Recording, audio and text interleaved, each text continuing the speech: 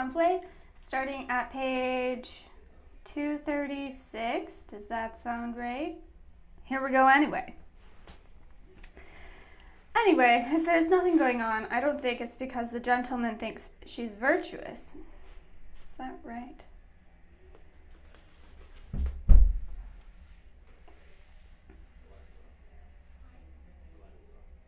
It was not right. It was 237.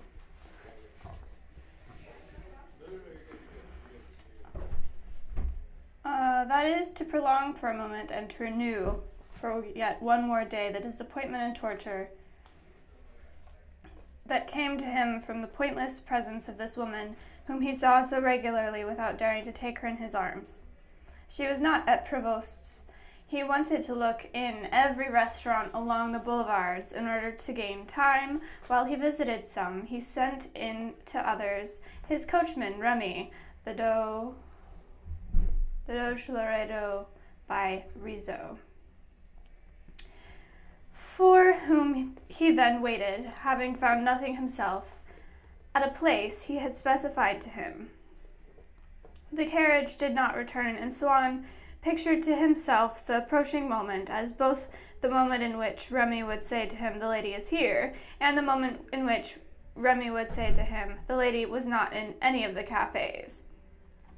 And so he saw the end of the evening before him, one single outcome, and yet an alternative as well, preceded either by a meeting with Odette, which would put an end to his agony, or by a forced renunciation of finding her this evening, an acceptance of returning home without having seen her.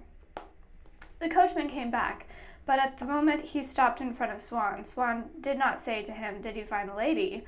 but, "Remind me tomorrow to order more wood. I think our supply must be almost exhausted."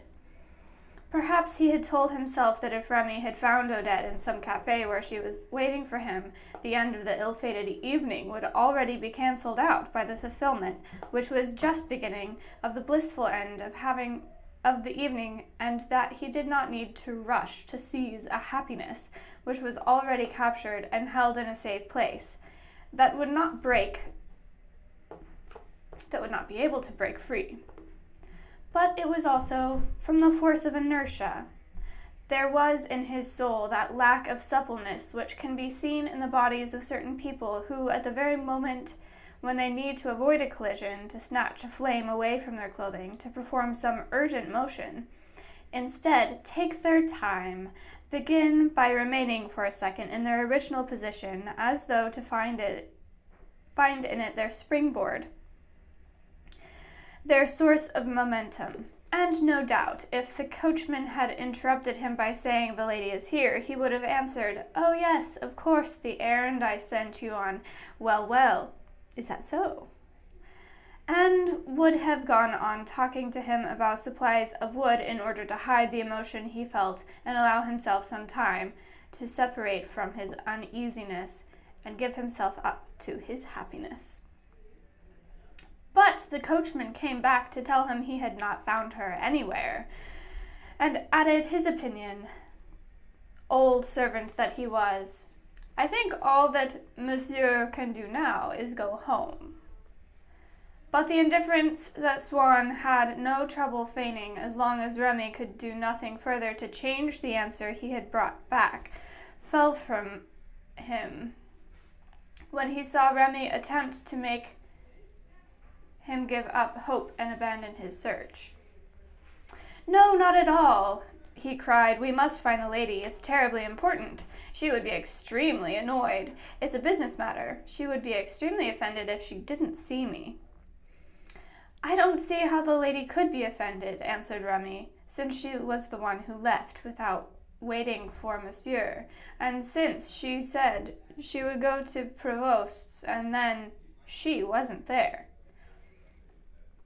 Lights were beginning to go out all around him. Under the trees on the boulevard, in the mysterious darkness, fewer people wandered past, barely recognizable.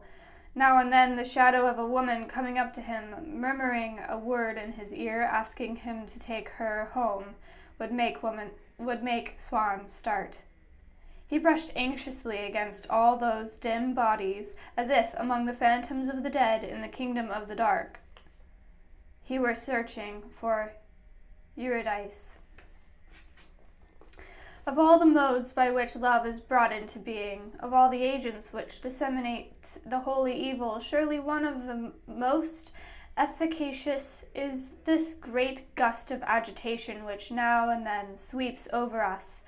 Then our fate is sealed, and the person whose company we enjoy at the time is the one we will love. It is not necessary for us to have liked him better than anyone else up to then, or even as much. What is necessary is that our predilection for him should become exclusive.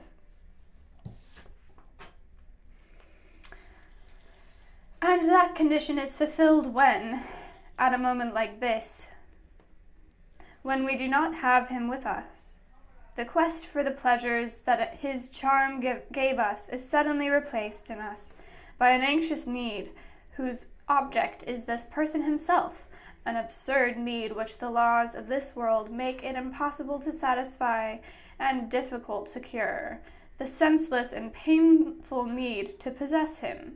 Swann asked to be driven to the last remaining restaurants. It was the only hypothesis of happiness he had been able to envisage calmly. Now he no longer hid his agitation.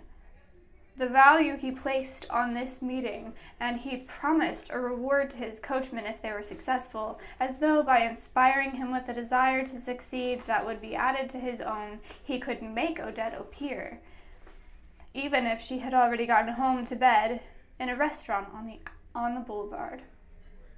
He pushed on as far as La Maison Dorée, went into Tortoni's twice, and still without having seen her, had just come out of the Café Anglais again, walking fast with a wild look on his face back to his carriage, which was waiting for him at a corner of the Boulevard des Italiens, when he bumped into a woman coming in the opposite direction.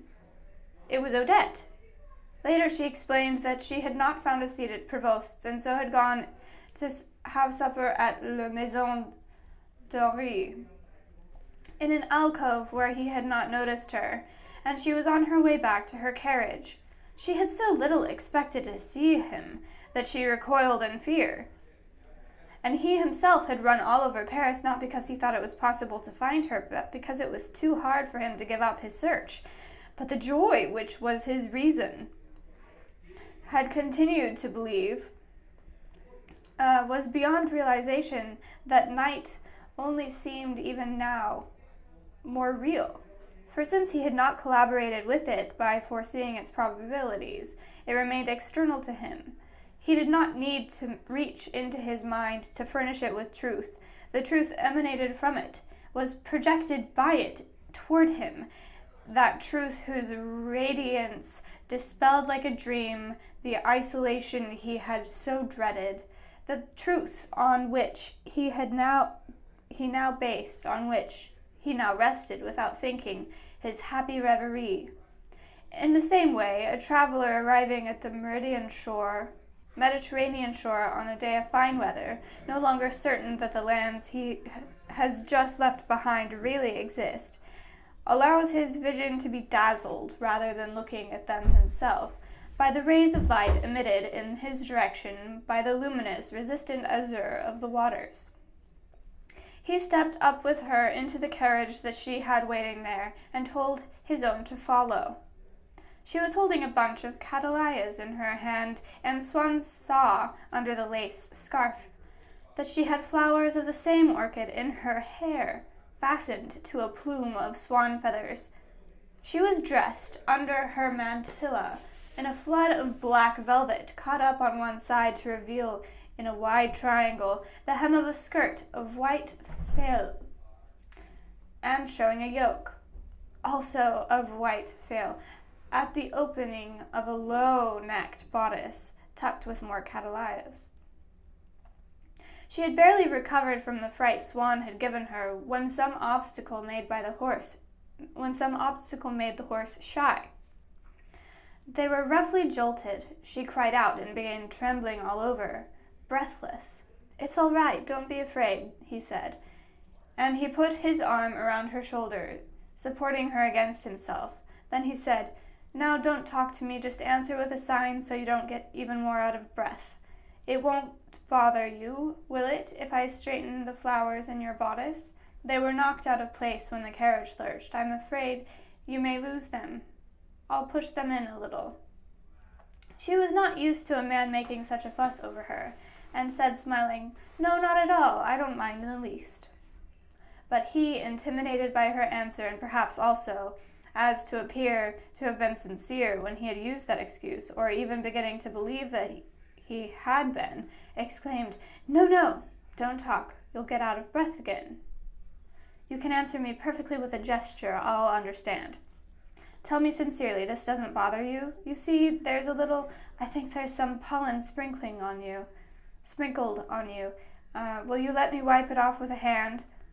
I'm not doing it too quickly. I'm not being too rough. Am I tickling you a little, maybe? I don't want to touch the velvet of your dress. I'm afraid I might crush it. But look, it really was necessary to fasten them. They would have fallen. And this way, by pushing them in a little myself. Seriously, I'm not annoying you? And what if I just take a little sniff to see if they really have no fragrance? I never smelled them, may I tell the truth?"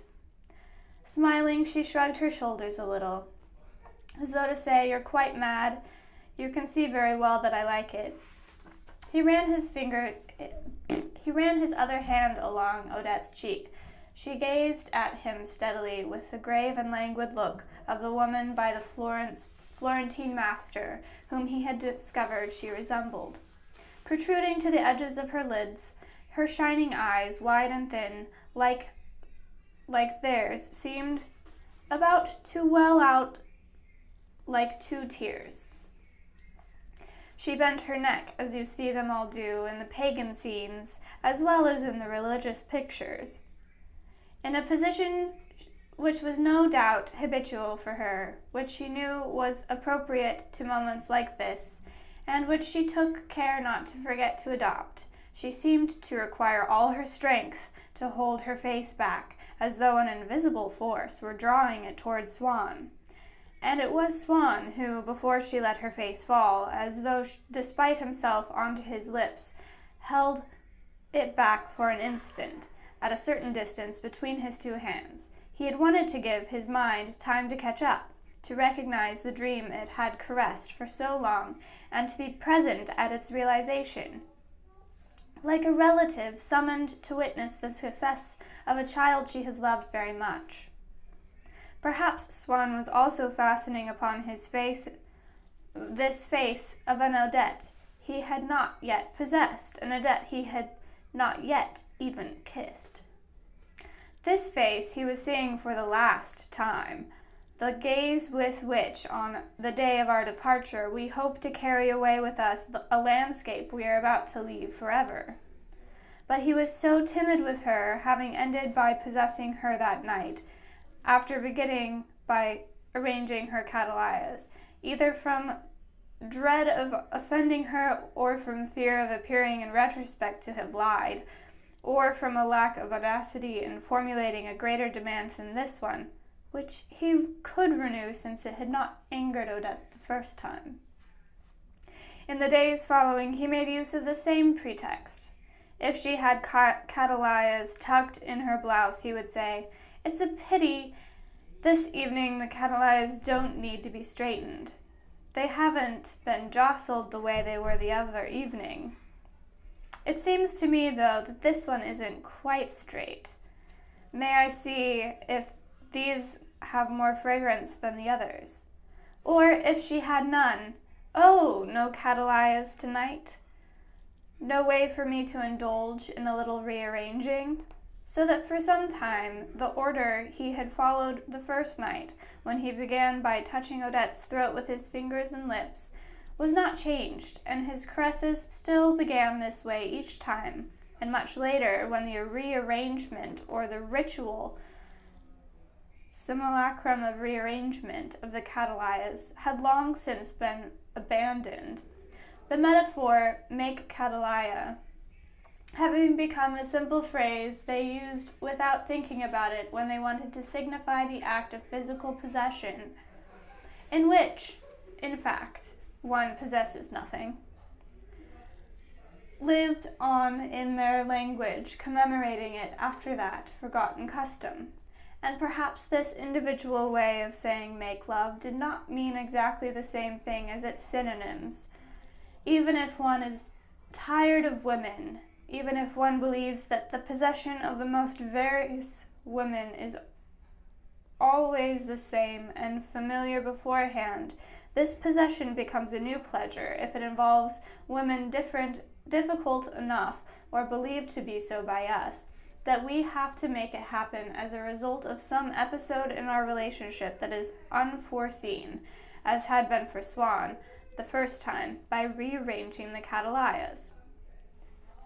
He tremulously hoped that night, but Odette, he told himself, if she was fooled by his ruse, would not be able to guess as much, that the possession of this woman was what would emerge from among their broad mauve petals, and the pleasure he felt already that Odette was perhaps tolerating, he thought, only because she had not recognized it, seemed to him, because of that, as it might seem to the first man who tasted it among the flowers of an earthly paradise, a pleasure that had not existed until then, that he was seeking to create, a pleasure signaled by the special name he gave it, entirely individual and new.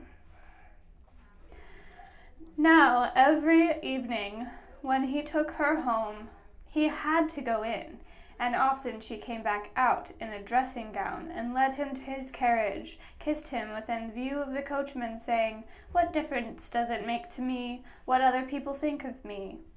On evenings when he did not go to the Verdurins, which happened sometimes now that he had another way of seeing her, on the increasingly rare evenings when he went into society, she would ask him to come to see her on his way home, whatever the hour.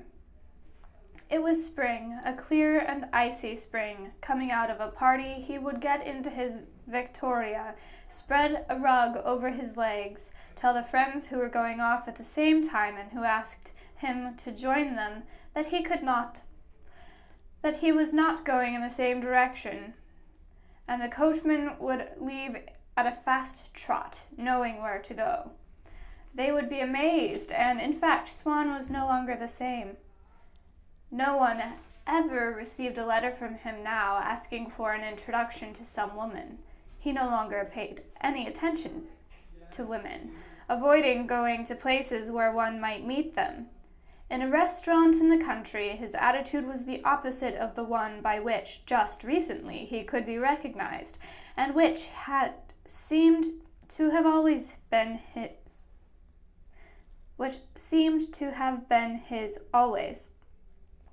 To such an extent does a passion manifest itself in us as a temporary and distinct character that replaces our other character and eliminates the signs invariable until then by which it was expressed. Now, however, what was invariable was that, whether Swann might be, he did not fail to go meet Odette. The path that separated him from her was the one he inevitably traveled, as though it were the slope itself, rapid and irresistible, of his life. In truth, when he had stayed out late, he would often have preferred to go directly home without making that long trip, and not see her until the next day. But the very fact of taking the trouble to go to her house at an unusual hour, of guessing that the friends who were leaving him were saying to themselves, "He is tied hand and foot, some woman must be insisting that he go to her, whatever the hour," made him feel he was leading the life of men known to be having a love affair, and in whom the sacrifice they are making of their sleep and their other interests to a dream of sensuous pleasure produces an inner charm. Then again, without his realizing it, the certainty that she was waiting for him, that she was not somewhere else with other people, that he would not return without seeing her neutralized the anguish, forgotten, but always ready to be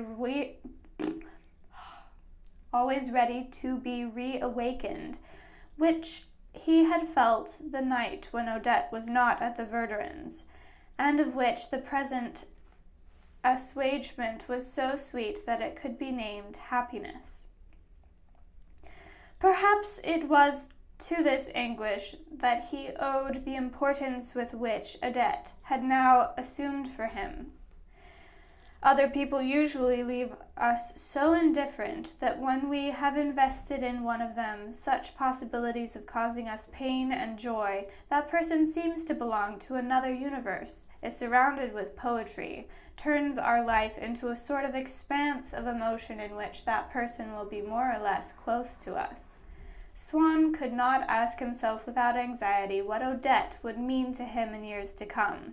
Now and then, as he saw from his Victoria on those lovely cold nights, the shining moon spread in its brightness between his eyes and the deserted streets, he would think of that other face, bright and tinged with pink like the moon's, which one day had appeared in the forefront of his mind, and since then had cast on the world the mysterious light in which he saw it.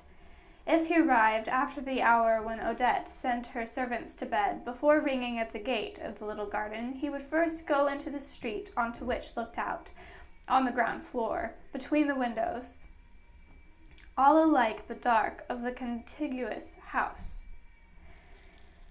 The only one illuminated, the window of her room. He would rap at the pane, and she, alerted, would answer and go and wait for him on the other side at the front door.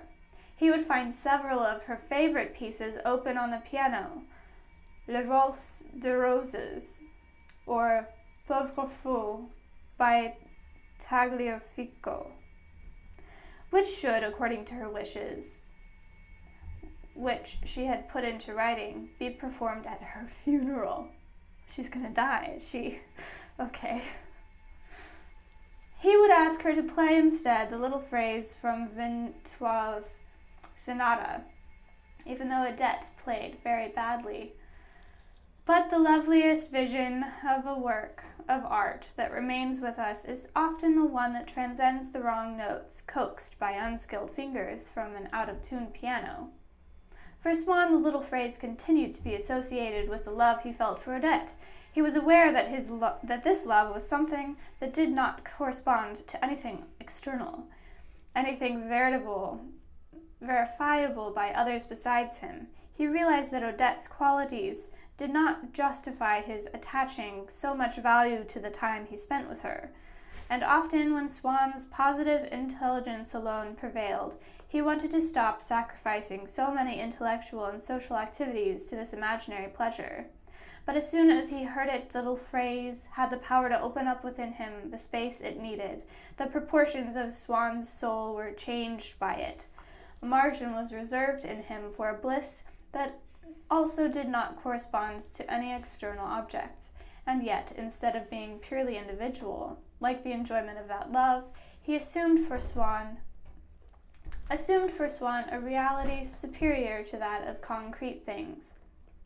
The little phrase incited in him this thirst for unfamiliar delight, but it did not give him anything precise to assuage it, so that those parts of Swann's soul from which the little phrase had erased any concern for material interests or any consideration that were human or valid for all people, it left vacant and blank, and in them he was free to write Odette's name. Moreover, where Odette's affection might seem somewhat limited and disappointing, the little phrase came along to add to it, to amalgamate with its mysterious essence.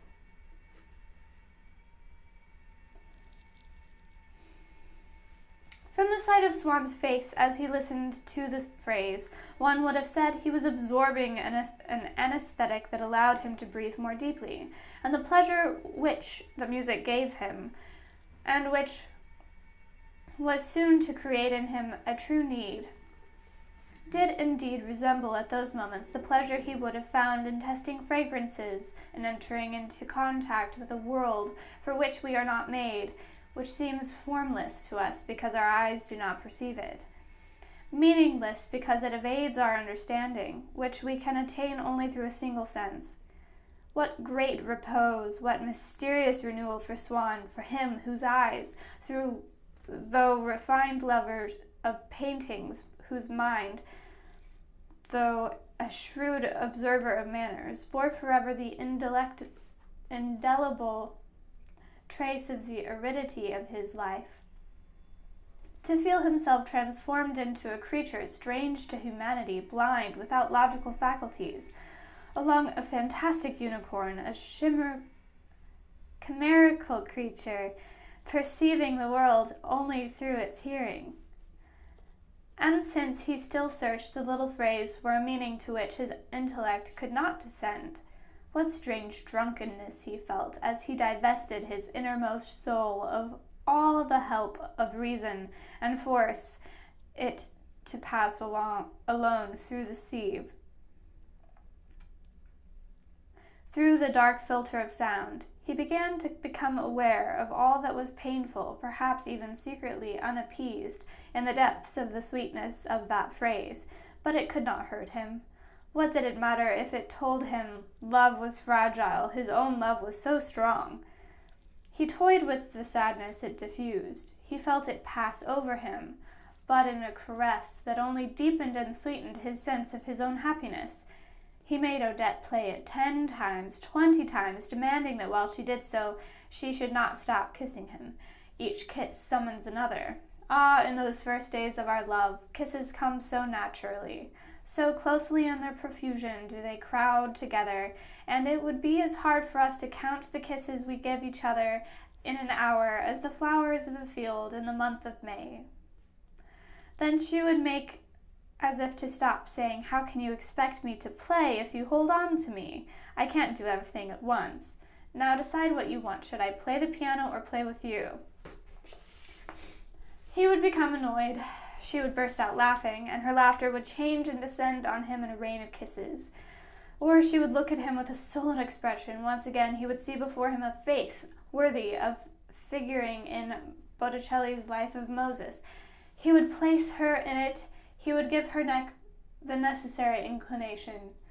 And when he had well and truly painted her in her distemper in the 15th century, on the wall of the Sistine Chapel, the idea that she had nevertheless remained there by the piano in the present moment, ready to be kissed and possessed, the idea of her materiality and her life would intoxicate him with force, with such force that his eyes distracted, his jaw tensed as though to devour her. He would swoop down upon that Botticelli painting and begin pinching her cheeks. Then, once he had left her, not without going back in to kiss her again, because he had forgotten to carry away in his memory some detail of her fragrance or her features.